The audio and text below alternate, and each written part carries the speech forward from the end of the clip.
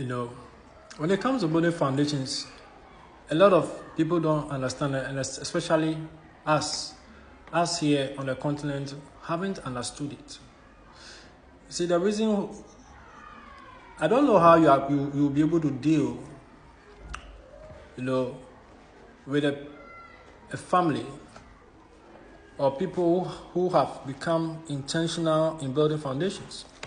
And you and I know that the people who control a lot of things here in the world are people who are very intentional about building foundations and preparing the next generation to maintain and build upon those foundations. When you come down here, it's not really a thing. The focus is not really there. How do you deal with a family that has been able to hand over experiences, past experiences for more than 200, 300 years? How are you going to deal with some of these people? They have made sure they have documented everything. They have passed down the experiences of each and every person that came in their line. For 300 good years, they have been doing this. They built the foundations 300 years ago.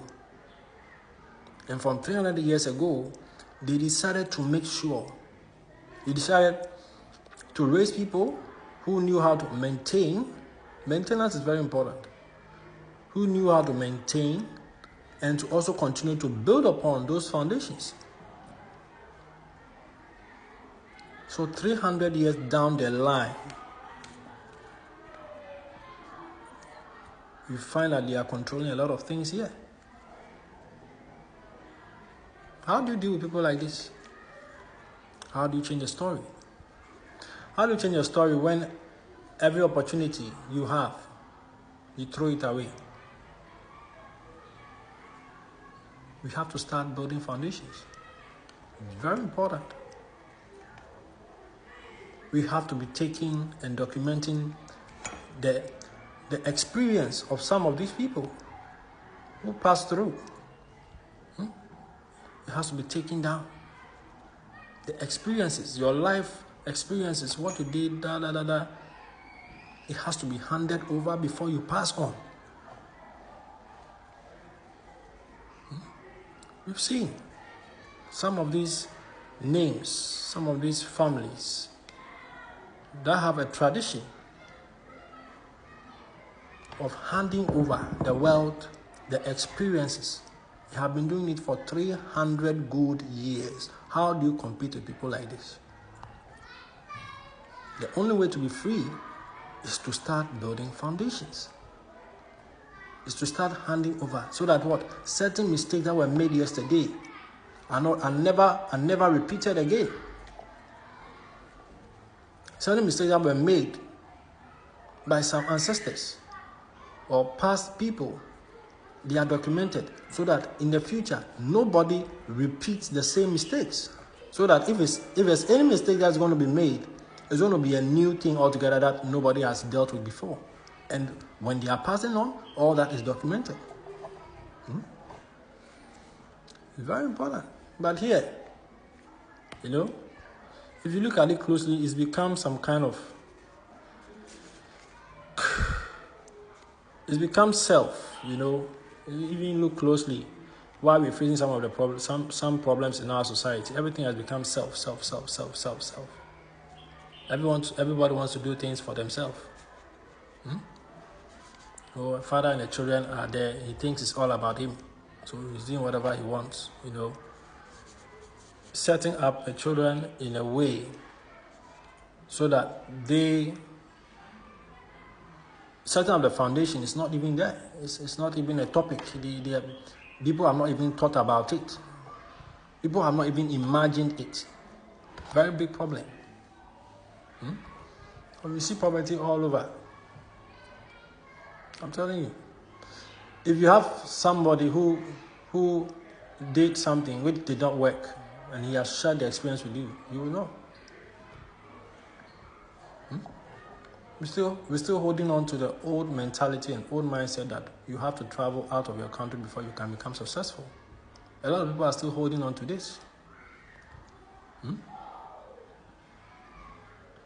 There are a lot of things that are not being shared. Foundations are not being built at all. So people come, people work, some breakthrough happens, they waste it all on the opposite sex.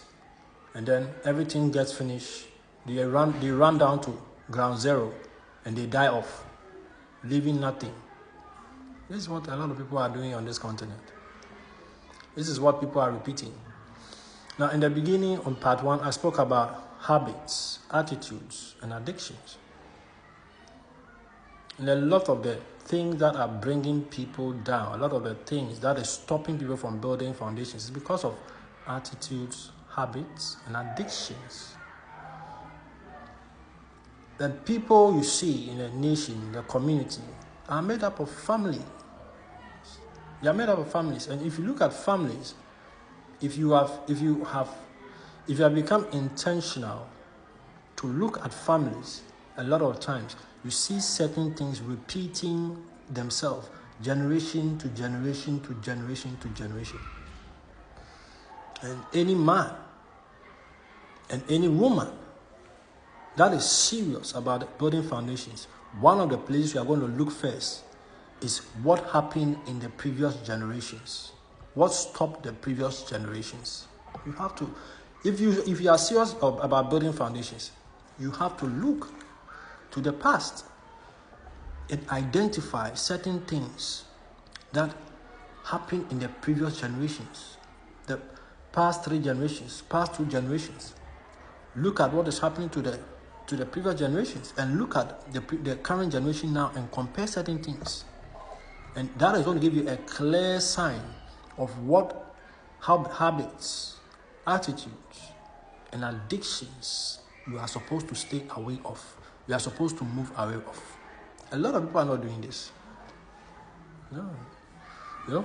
It's like we walking, we're taking 3 steps forward. We're taking 2 steps forward, 3 steps back. They take step 1, step 2, at the peak of their life. And then something happens, and then they take 1, 2, 3 back to ground zero. They die off without even sharing their life experience. And so the new generation knows something happened, but the next generation that is coming knows something happens, but the next generation does not know what really caused A, B, C from happening. So that next generation will be able to avoid the pitfalls the previous generation fell in. So if you have looked closely at families or bloodlines, you see certain things repeating themselves over and over and over again. And until people decide, focus to make a decision, I'm telling you, the same thing will keep going over and over. And when it comes to building foundations, you can't take out the God factor. I've already explained to you why the devil hates marriage. Marriage is a place where families' foundations are built. Marriage is where the thing is built.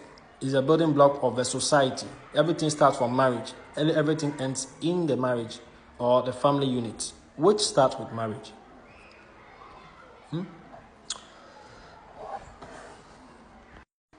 In building foundations, you can't take out the God factor. Why? Because there's an enemy that seeks to enslave families, bloodlines. There's an enemy that wants to make sure the blessing that comes out of marriage does not come onto the people. You need a God factor because you don't, after building what you are building, and then after training whoever is supposed to take care of it, to maintain and build upon it, you don't want the enemy to come and get them into a covenant. That's what happens. If you build foundations without God, what the enemy does is come and enter into a covenant with the one who is supposed to what? Who is supposed to maintain and build upon it. He comes and enters into a covenant with that person, and within a short time, all that you have built